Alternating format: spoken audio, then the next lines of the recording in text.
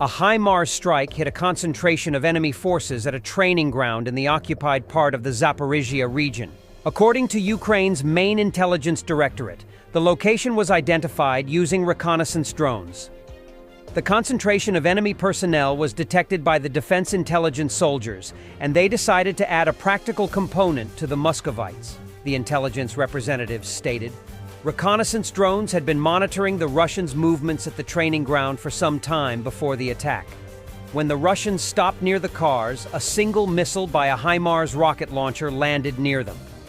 The intelligence added that due to the strike on the training ground, 7 invaders were eliminated. 3 died immediately, and 4 more died of wounds. The invaders did not pass the test. The Russian platoon suffered losses in killed and seriously wounded, whom, however, no one was in a hurry to save, the defense intelligence officials added. Presumably, the Ukrainian artillerymen used only 1 shell because they tried to immediately change positions to avoid being detected by Russian reconnaissance. The Ukrainian defense forces often attack Russian training grounds on the territory of Ukraine and Russia. In early November, an attack drone attacked a Russian military tent city on the territory of a training ground in the Rostov Oblast. CBS, ABC News, and the BBC, citing anonymous Western officials, report that Russia did not strike Ukraine with an intercontinental ballistic missile. Instead, the mentioned media outlets claim that it was a medium-range ballistic missile. However, under the Intermediate-Range Nuclear Forces Treaty, Russia was obligated to eliminate all medium-range ballistic missiles under U.S. supervision. The U.S. was required to do the same in return. Surely, the Russians couldn't have violated the treaty. Putin confirmed strikes using Western missiles on military targets in Russia's Bryansk and Kursk regions.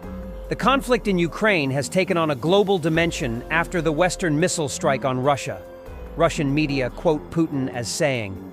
He also claimed that Russia launched an attack on Dnipro, allegedly using a ballistic missile Oreshnik in a non-nuclear hypersonic configuration. Russia did not notify the U.S. or other countries about the use of the Oreshnik missile, as stated by Kremlin spokesperson Dmitry Peskov stated. According to him, Russia has no such obligations because the launched ballistic missile was of medium range. In response to the use of American and British long-range weapons on November 21st of this year, the Russian armed forces launched a combined strike on one of the defense industrial complex facilities in Ukraine. Under combat conditions, testing was conducted on one of the latest Russian medium-range missile systems, featuring a ballistic missile equipped with non-nuclear hypersonic capabilities. Our missile engineers named it Oreshnik. The tests were successful. The launch objective was achieved. Russia's missile launch will not deter our policy toward Ukraine. We will continue to aid Ukraine and put them in the best possible position on the battlefield, White House Press Secretary Karine Jean-Pierre confirmed. We are aware of Russia's launch of an intermediate-range ballistic missile against Ukraine. Ukraine has withstood countless attacks from Russia. We have seen that repeatedly over the past more than 2 years now. We briefed Ukraine and our close allies, partners in recent days to help them prepare. Putin has been playing nuclear gamble all along since the start of the full invasion of Ukraine. Such attacks as the one this morning is yet another sign of Putin's escalation, showing he is not interested in peace, EU spokesperson Peter Stano said. It's obvious that such attacks would mark yet another clear escalation from the side of Putin. And over the last period of time, we haven't been actually lacking signs of further escalation of the conflict by Putin. And let's get back to the battlefields. A destroyed Russian T-90M Breakthrough in the Pokrovsk direction. Russian President Vladimir Putin once claimed the T-90 is the best tank in the world, touting its advanced armor and firepower. However, the ongoing war in Ukraine has exposed its vulnerabilities.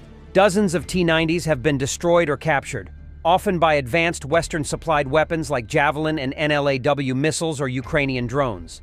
Videos show these tanks exploding or abandoned on the battlefield, challenging Putin's bold assertions and highlighting the harsh realities of modern warfare. 3 Ukrainian Leopard 2 A4 tanks with Contact 1 explosive reactive armor and metal mesh for drone defense spotted. It seems that drone cages will be a part of every tank in the world in the future. A Russian soldier, reportedly in the Kursk direction, highlights a new type of mine, allegedly used by Ukrainian forces, claiming it is more effective than the Lepidstock. What is it? This little thing here, you step on it, and it triggers better than a petal. Be careful, brothers. There are leaves scattered all over here, like a lot in the leaves. Around here, there's a broken one. I don't know how this metal detector triggers. I won't lift it to examine. And there's explosive material over there. It snaps and injures the leg, tears through the boots, and rips the flesh. The Russian city of Engels in Saratov region is drowning in fecal sewage. Russian telegram channels report that a diver has come to the rescue of residents. They are complaining about sewage flowing through the streets, flooded basements and neighborhoods. Faces are leaking out and flooding walkways and children's playgrounds, messages say. We are, of course, trying to show the scale. This is happening in the courtyard of Poltavska 1. Considering that there hasn't been any precipitation in recent days, you all understand what this means. And this is the basement of the house at Poltavska 1. Remember, that's where there's tubing in the basement, like a sledding hill. They seem to have fixed the heating, but why is the basement flooded? Now, we showed what's happening outside. Of course, I won't be going down there right now. Just here at the entrance, we're not going to measure the depth of this puddle. We'll just show it, it's somewhere over there, closer to, I don't know, its beginning, about ankle deep. They told me, let's go look at the manhole, and I didn't even realize it was that at first. Is everything clear, right? The U.S. Department of the Treasury's Office of Foreign Assets Control took another major step in implementing commitments made by G7 leaders to curtail Russia's use of the international financial system to further its war against Ukraine. OFAC's action includes the designation of Gazprom Bank, more than 50 internationally connected Russian banks, more than 40 Russian securities registrars, and 15 Russian finance officials.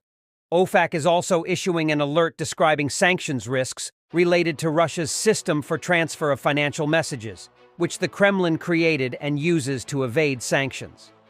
Today's sanctions targeting Russia's largest remaining non-designated bank, as well as dozens of other financial institutions and officials in Russia, will further diminish and degrade Russia's war machine. This sweeping action will make it harder for the Kremlin to evade U.S. sanctions and fund and equip its military, said Secretary of the Treasury Janet L. Yellen. We will continue to take decisive steps against any financial channels Russia uses to support its illegal and unprovoked war in Ukraine,